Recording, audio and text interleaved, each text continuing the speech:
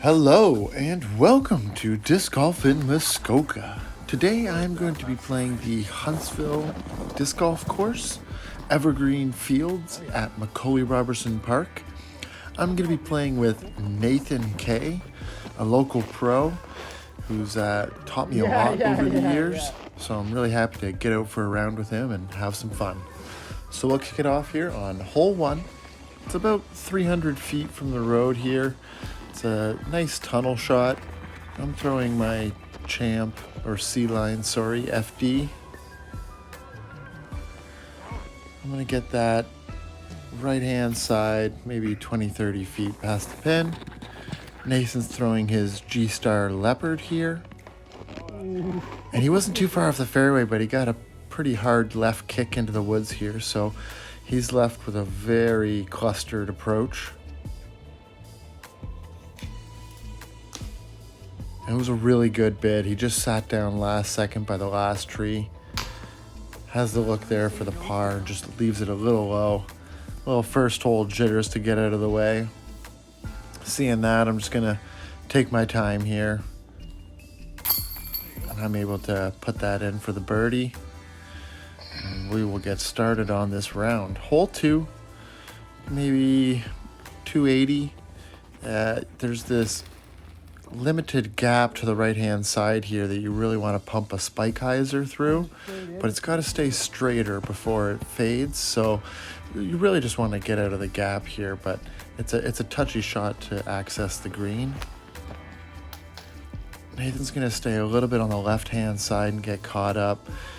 The gap directly in front of him, about 180 feet, is where he's trying to penetrate. You can kind of see the basket for a second, and hits a branch, sits down, and he's just going to make a beautiful spike hyzer up to the basket.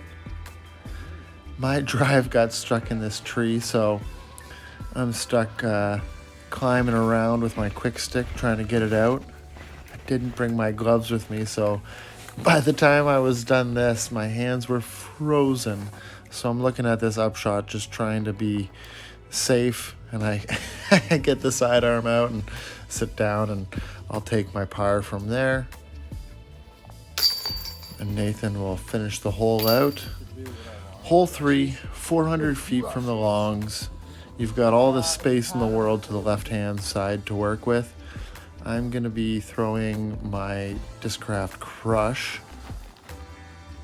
I grip lock a sidearm, and so I keep it too low, and I turned it over to the left, and I let that one sit down early. So I should have a relatively open approach. Nathan also grip locks it a little bit and keeps it low, and he goes right side, so he's left trying to bend his Yeti AVR up to the basket. I think he comes up just a hair short. I got a wide open sidearm line here, and instead of going wide with my Firebird, I stay inside and I get tucked inside these trees. So I have a patent pending and hyzer approach just to try and give myself a look for the putt. So I'm just going to soft that one around the corner. Nathan's got a good look here, maybe 55, 60 feet.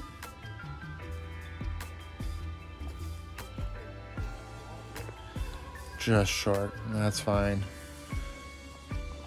I'll tap that in. And Nathan will finish up the hole as well.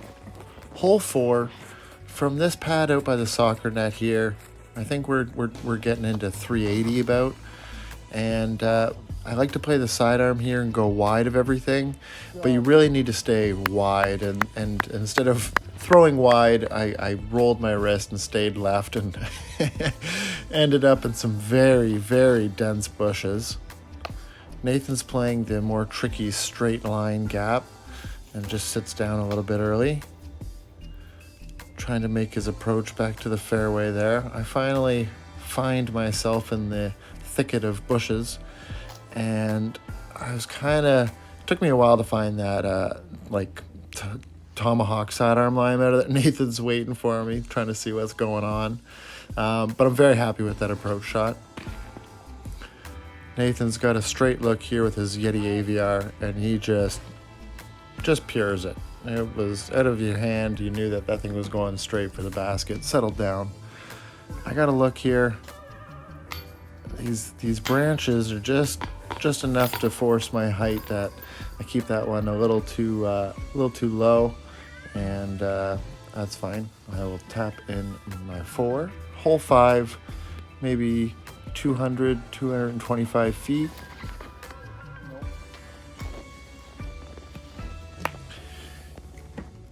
I end up being a little far to the right there and sitting down, and Nathan gets a really good line on this. It just didn't have enough power behind it, so it sits down a little earlier. I'm really trying to, I'm kind of pushing my max distance for standstill at that point, and really just trying to make sure I'm having a smooth putting stroke and give it a half decent bid, and should be easy enough 3. Nathan's looking at about a 45 footer here. Yeah! And what a catch. You'll see in the second angle here that the chains just pulled that one back into the basket and sits down. But man, that was a really good putt.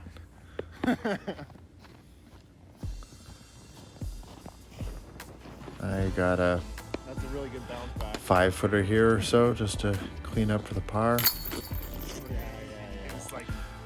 Hole number 6, maybe about 280, 300 from the long tees position here.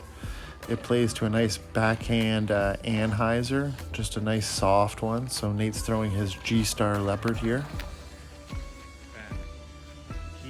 And he about perfectly throws this hole.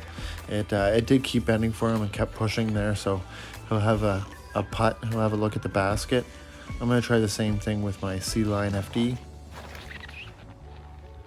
And a little too much overcorrection, a little too much trying to stay safe, and I just end up Anheisering early. Once again, really kind of pushing this max distance, but it's more accurate, it's more safe, and I'm learning a lot about my putting stroke as I'm trying to get it farther and farther from the standstill. I'm getting to feel the proper form, the proper mechanics. Nathan had a good look there from 40 feet and just a hair low, so he will tap that in for his 3.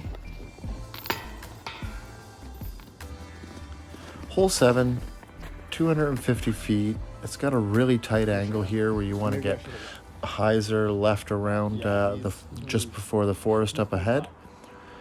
And I'm throwing my FD again. I think that got around all right. Yeah, I'm just in front of Nathan there by the snowman. Nathan's got about 60, 70 feet left. Oh man, what a bed. He's got such a solid putting stroke. We're both having a bit of a rough day here, but Nathan is just a killer on the putting green. I'm just going to stay a little short there with my straddle putt. Making sure to stay safe for the tree in front of me.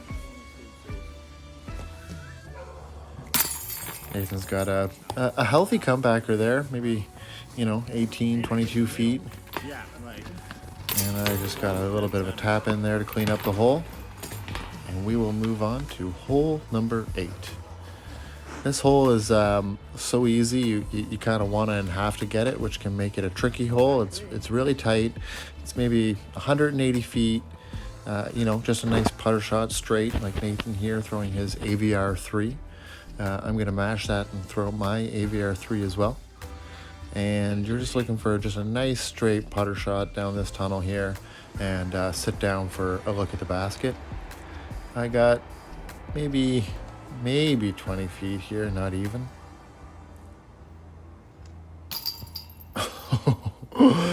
I remember that one. That one hurt. I felt that one afterwards. Nathan does what you're supposed to do and cleans up his 2 there on hole number 8.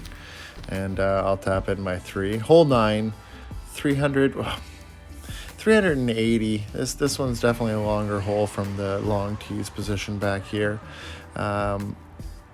Staying on the fairway here is paramount. You're almost better to disc down and stay straight, but we're both going to try and get ambitious. My anhyzer just a little too wide and sits down early, and Nathan managed to get another 50, 60 feet on me. So I'm left with maybe about a 180 foot approach shot here. I'm going to try a hyzer line with my runway, and I'm going to grip lock that one and pull it to the right hand side, and it's going to sit down early. Nathan's got a really, really touchy shot here.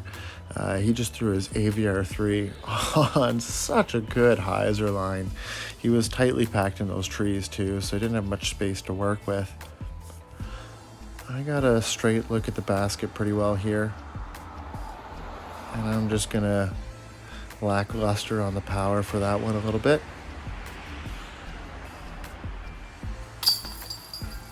Good. I want to make that putt. Nathan will clean up after his fantastic scramble shot. Thank you to Nathan Kaye for joining me during this round. I'd like to give a shout out to my sponsor at Top Link Disc Golf. Make sure to check out their website for all your disc golf needs. And thank you to everyone for watching. I had this wonky spit out during some practice putting. Have a great day. Bye.